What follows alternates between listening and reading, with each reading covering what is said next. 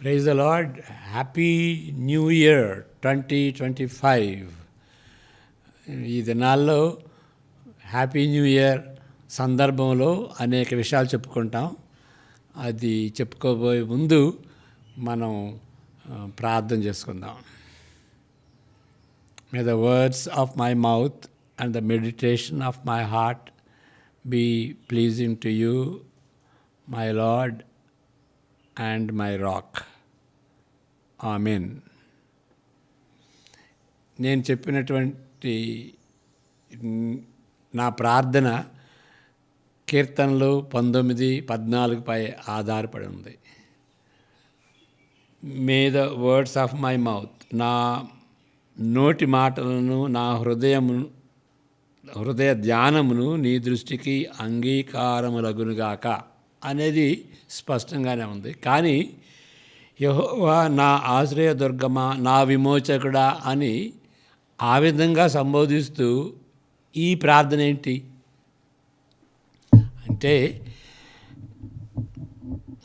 మన హృదయ ధ్యానం, మన నోటి మాటలు సరిగా లేనప్పుడు దేవుడు విమోచకుడిగా ఉంటాడు.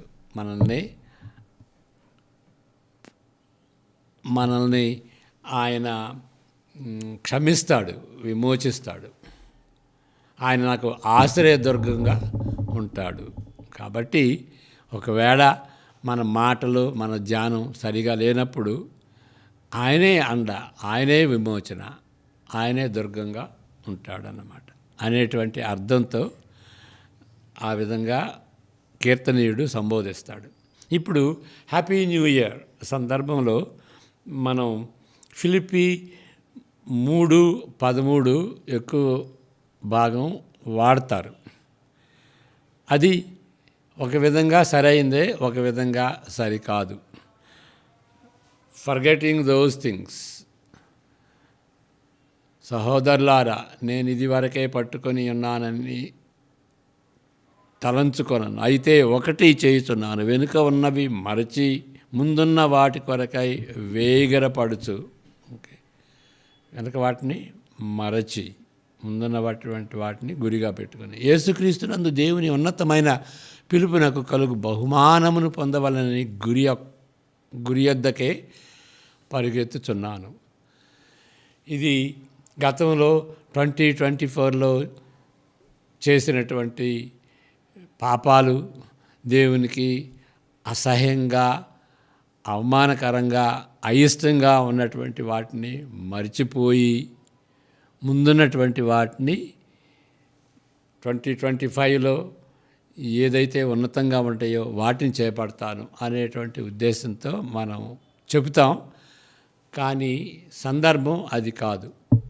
ఇక్కడ అపోస్తలుడైన పౌలు ఫిలిప్పీయులకి రాస్తున్నాడు కదా, అక్కడ సందర్భం ఏంటి అంటే, జుడాయిజర్స్ అనేటువంటి దుర్బోధకులు సున్నతి చేయించుకోవాలనేటువంటి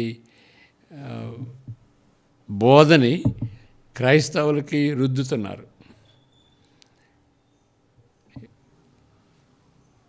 ఇక్కడ ఇశ్రాయేలీలు సున్నతి చేయించుకుంటారు కదా, ఆ సున్నతిని చేయించుకోవాలి, యేసు ప్రభుని విశ్వసిస్తే సరిపోదు అనేటువంటి బోధకులు వాళ్ళు.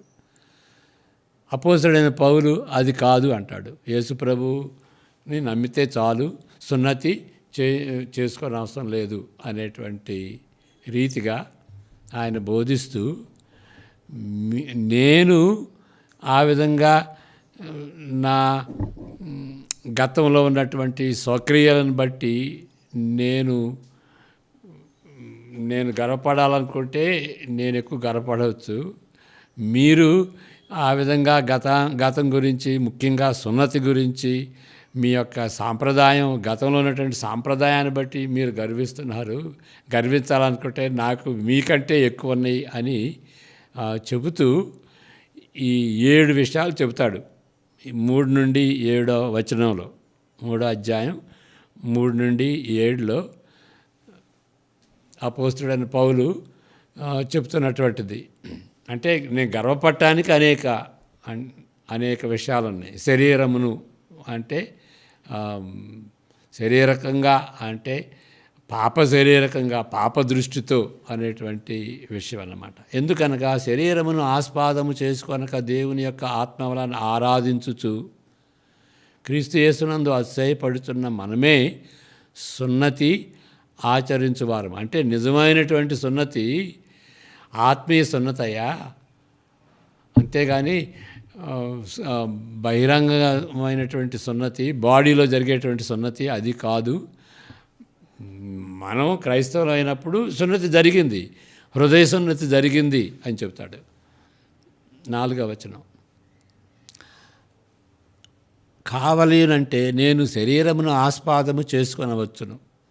కావాలనుకుంటే శరీరాన్ని ఆస్పదం చేసుకోవచ్చు. అంటే పాప శరీరాన్ని, పాపాన్ని నేను హెచ్చించుకోవాలనుకుంటే హెచ్చించుకోవచ్చు. ఆ పాప క్రియలపై ఆధారపడాలనుకుంటే ఆధారపడవచ్చు, నేను గర్వపడవచ్చు. మరి ఎవడైనాను శరీరమును ఆస్పాదం చేసుకొని తలచిన ఎడల నేను మరి ఎక్కువగా చేసుకొనవచ్చును. అంటే చేసుకోవట్లేదు, కానీ చేసుకోవాలనుకుంటే, ఆస్పాదం చేసుకుని గర్వపడాలనుకుంటే నాకు ఎక్కువ కారణాలు ఉన్నాయి అని చెప్తాడు. ఏంటి కారణాలు?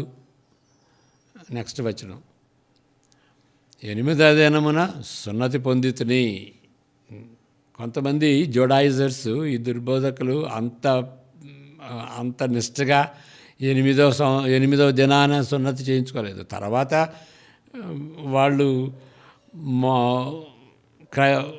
వాళ్ళు యూదులైనప్పుడు తర్వాత ఏజ్లో వాళ్ళు ఏజ్లో అంటే 8వ దినం కాకుండా ఎన్ని సంవత్సరాలకు తర్వాత వాళ్ళు కన్వర్ట్ అయిన తర్వాత వాళ్ళు సున్నతి చేయించుకున్నారు. నేనైతే 8వ దినాన సున్నతి చేయించుకున్నాను. రెండవది, నేను ఇశ్రాయేలు వంశం వాడను. మీరైతే కన్వర్ట్ అయ్యారు, నేనైతే ఇశ్రాయేలుగా పుట్టాను. అదే కాదు, ఇశ్రాయేలుగా పుట్టడమే కాదు, బెన్యామీను గోత్రంలో పుట్టినటువంటి వాడును. ఏంటి బెన్యామీను గోత్రం అంటే? మొదటి రాజు బెన్యామీను గోత్రం నుండి వచ్చాడు, సౌలు. అలాంటి గోత్రాల నుండి నేను వచ్చాను. హెబ్రీయుల సంతానంలో పుట్టడమే కాదు, హెబ్రీయుడినై ఉన్నాను. హెబ్రీ భాష మాట్లాడతాను, హెబ్రీ సంస్కారంలో నేను ఎదిగాను. ధర్మశాస్త్రం విషయంలో అయితే పరిసేయుడును. పరిసేయులు ధర్మశాస్త్రాన్ని నిష్ఠగా పాటించారు కదా. ఓకే, నెక్స్ట్ వచనం, ఆసక్తి విషయంలో సంఘాన్ని హింసించాను. అంటే యూదులు ఆసక్తి ఎట్లా చూపించారంటే దుర్బోధగా ఉన్నటువంటి వాటిని, దుర్బోధనలు ఖండించారన్నమాట. క్రైస్తవులు దుర్బోధ చేస్తున్నారు, యేసుప్రభు దేవుడు కానటువంటి దేవుడిని వీళ్ళు దేవుడిగా దుర్బోధ చేస్తున్నారు అని సంఘాన్ని ఖండిస్తారు వాళ్ళు ఆసక్తితో. కొంతమంది పట్టించుకోరు. పౌలైతే చెప్తున్నాడు, నేను పట్టించుకుని ఆసక్తికరంగా ఈ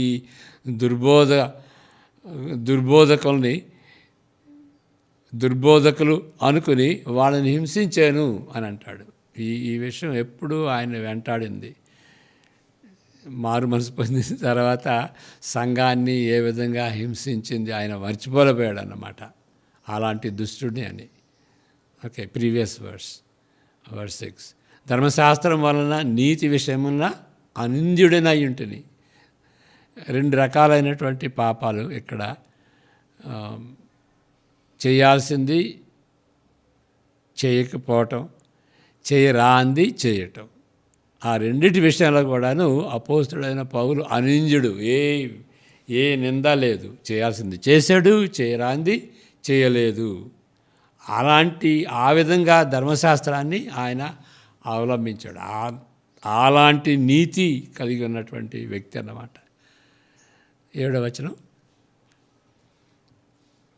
అయినను ఏవియు నాకు లాభకరములై ఉండెనో వాటిని క్రీస్తు నిమిత్తము నష్టముగా ఎంచుకుంటుని. అవి ఎందుకు రావు, అవి పెంటతో సమానంగా ఎంచుకున్నాడు అని కూడా కొన్ని వర్షన్స్లో మనం చూస్తామన్నమాట. ఆ విధంగా పాతవి గతించినవి అంటే వీటిని నమ్ముకుంటే స్వనీతిని నమ్ముకున్నట్టుగా. స్వనీతిని నమ్ముకుంటే యేసుక్రీస్తు అనుగ్రహించేటువంటి నీతి పొందలేం. కాబట్టి ఇవి మర్చిపోతేనే, ఇవి నష్టంగా ఎంచుకుంటేనే, ఇవి పెంటతో ఎంచుకుంటేనే, ఇవి పనికిరానివని ఎంచుకుంటేనే తప్ప కేవలం యేసుప్రభు ఇచ్చేటువంటి దేవుని యొక్క నీతిని పొందలేమన్నమాట. అవన్నీ అడ్డొస్తాయి. అవన్నీ మనం చేసుకున్నటువంటి స్వక్రియలు అడ్డు వస్తాయి. కాబట్టి వాటిని మర్చిపోయాను, వాటిని విసర్జించాను, వాటిని వదిలిపెట్టాను.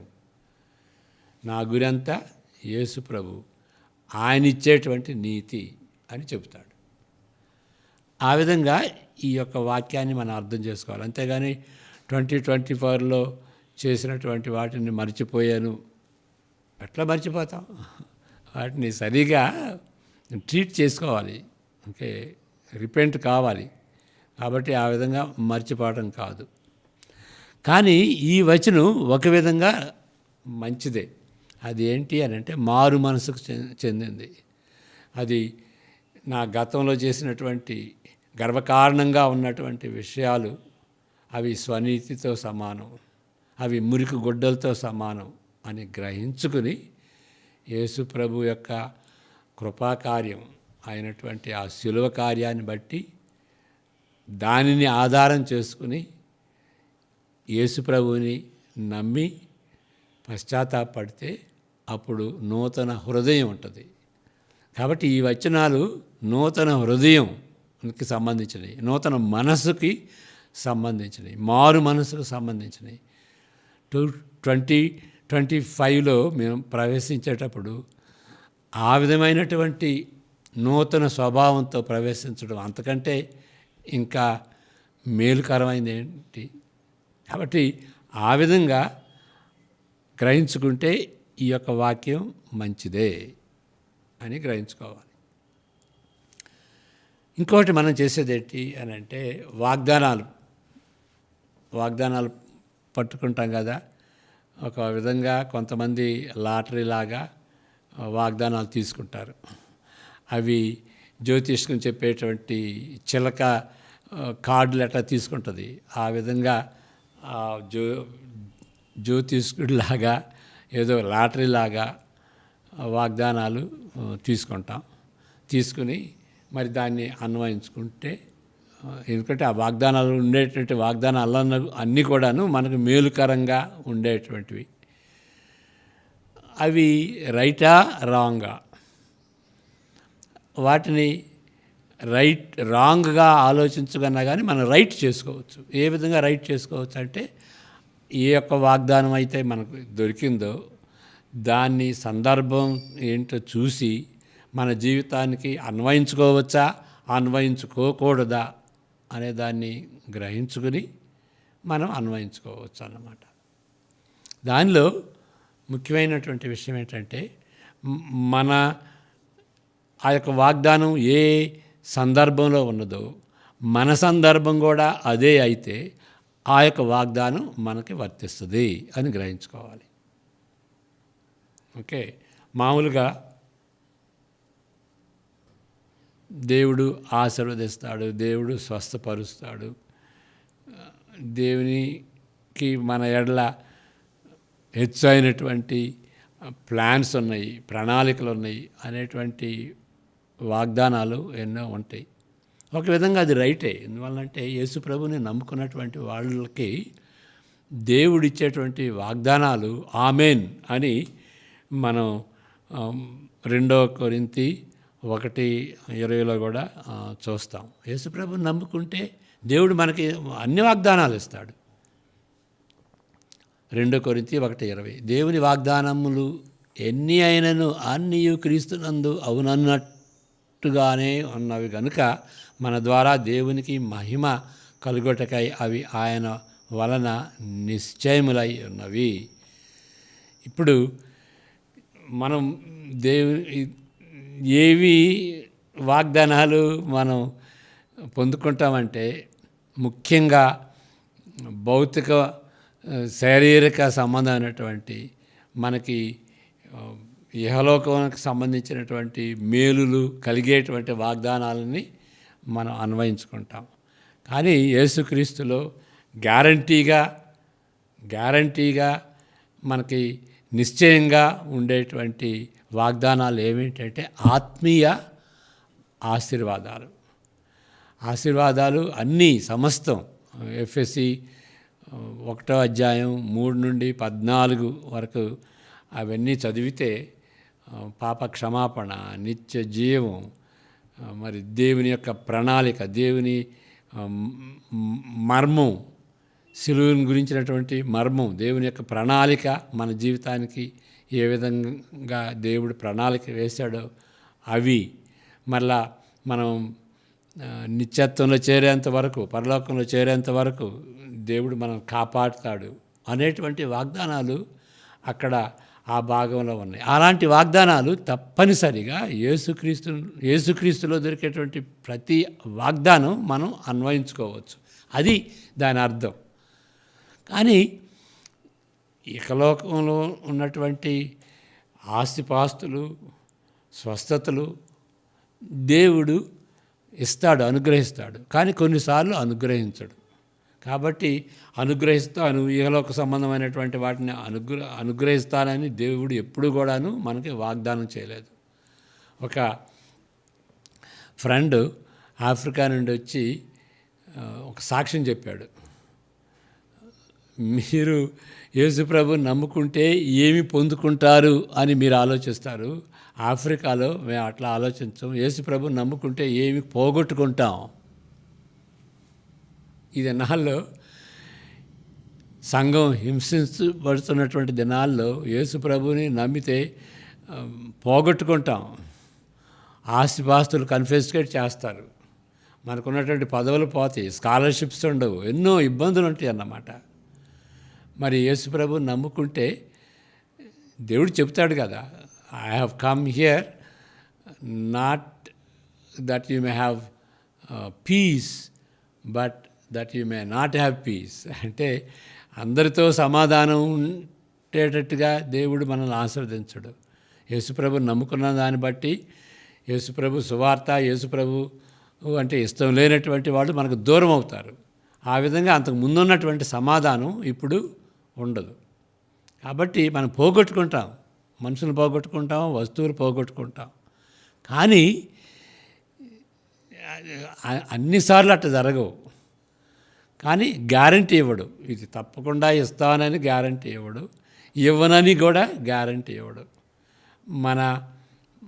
మన పరిస్థితిని బట్టి, మన విశ్వాసాన్ని బట్టి దేవుని యొక్క ఇచ్చని, దేవుని యొక్క చిత్తాన్ని వెదికేటువంటి వారికి దేవుడిచ్చేటువంటి ఈవులు వెరైటీగా ఉంటాయి అన్నమాట. అంటే భౌతికంగా ఉండేటువంటి ఈవులు.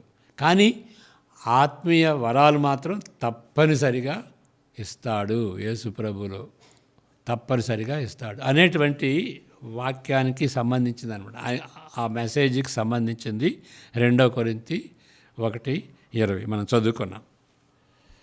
ఇప్పుడు ఇక నెక్స్ట్ ఎపిసోడ్స్లో మనం దేని గురించి ఆలోచిద్దామంటే, నూతన సంవత్సరంలో ప్రవేశించేటప్పుడు కొన్ని విషయాలు మర్చిపోతాం. ఏ విధంగా మర్చిపోతాం? మనం కొన్ని విషయాల ఎడల పశ్చాత్తాపడి వాటిని విసర్జించితే అప్పుడు మనం మర్చిపోవచ్చు. దేవుడే మర్చిపోతాడు. కాబట్టి మనం కూడా ఆ విషయాలు మర్చిపోయి ముందుకి వెళ్ళాలి. అది ఎప్పుడు జరుగుతుందంటే, మనం పశ్చాత్తాపడినప్పుడు, యేసుప్రభు శిలువ రక్తంలో మన పాపాలు కడుక్కున్నప్పుడు, ఆయన యొక్క క్షమాపణ పొందినప్పుడు, అప్పుడు మనం వాటిని మర్చిపోవచ్చు. ఏ విషయాల్లో మనం పశ్చాత్తాపడాలి అనేది మనం తర్వాత ధ్యానించుకుందాం. ఇంకా దాని తర్వాత ఇంకా మనం ఏమి ఆలోచిస్తామంటే, సంవత్సరాలు గడిచే కొలది మనం ఆలోచించాల్సింది ఏంటంటే, దేవుని రాకడకు ముందు వెళ్తున్నాం. దేవుని రాకడ కావచ్చు, మన మరణం కావచ్చు. దేవుని రాకడతో చరిత్ర అంతమవుతుంది, మన మరణంతో మన చరిత్ర అంతమవుతుంది. దాన్ని దృష్టిలో పెట్టుకోవాలి. సంవత్సరాలు గడిచే కొలది మనం ఆలోచించాల్సినటువంటి విషయం మన అంతం, చరిత్ర అంతం. రెండవ రాకడకు ఏ విధంగా సిద్ధపడాలి అనేటువంటి విషయాన్ని మనం గ్రహించుకోవాలి. మన జీవితకాలంలోనే యేసుప్రభు తిరిగి వస్తాడేమో, లేకపోతే ఎక్కువ కాలం మనం మరి ఎవరు గ్యారంటీ ఇస్తారు మన జీవితానికి? కాబట్టి మన మరణాన్ని కూడా జ్ఞాపకం చేసుకుంటూ మనం మన జీవితాన్ని సర్దు పెట్టుకోవాలి అనేటువంటి విషయాలు కూడా మనం ధ్యానించుకుందాం. ఇప్పుడు ప్రార్థన చేసుకుని ముగించుకుందాం. పరిశుద్ధుడైన మా దేవ, ఇంతకాలము మమ్మల్ని మీరు కాపాడారు. 2024లో ప్రతి అనుభవంలోనూ మరి లాభాల్లోనూ నష్టంలోనూ ఎత్తు పల్లాల్లోకుండా మేము వచ్చినప్పుడు మీరు మమ్మల్ని ఎడబాయక మీ యొక్క కృపతో మమ్మల్ని వెంటాడారు. మీకు వందనాలు ప్రభువా. మరి మేము 2025లో మేము ఉంటుండగా దీన్ని సీరియస్గా తీసుకుని ఇంకొక సంవత్సరం వేస్ట్ కాకుండా ముందు నిర్ణయం తీసుకుని మేము ఏ నిర్ణయాలు తీసుకోవాలో ఆ నిర్ణయాలు తీసుకోవటానికి మీ కృప అనుగ్రహించండి. ఆత్మీయ జీవితంలో మేము ఎదుగులాగున 2025లో మేము ఎదుగులాగున మీరు సహాయం దయచేయమని ప్రార్థిస్తుంటున్నాం. ఏ విషయాలు మేము మర్చిపోవాలో, ఏ విషయాలు విసర్జించాలో ఆ విషయాల నిమిత్తమై కూడా మీరు మాకు సహాయం దయచేయమని మమ్మల్ని మా కుటుంబాలను దీవించవలసిందిగా వేడుకుంటూ మా ప్రభువును రక్షకుడైనటువంటి యేసుక్రీస్తు పరిశుద్ధ నామమున ప్రార్థిస్తుంటున్నాం తండ్రి. ఆమెన్. God bless you.